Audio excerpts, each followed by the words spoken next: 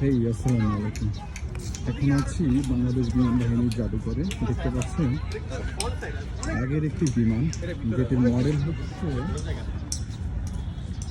N-24 পরিবহন বিমান বলা।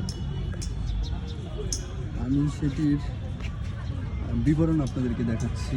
ইঞ্জিন 02X ইবনু সিমকো AI-24, ওজন 13.3 টন, যাত্রীবাহী যাত্রী বহন ক্ষমতা 44, সর্বোচ্চ উড্ডয়ন উচ্চতা 27,600 ফুট।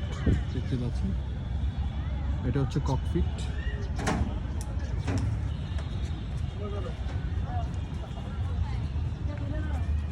এখানে হচ্ছে বিমানটা ওঠার সিঁড়ি।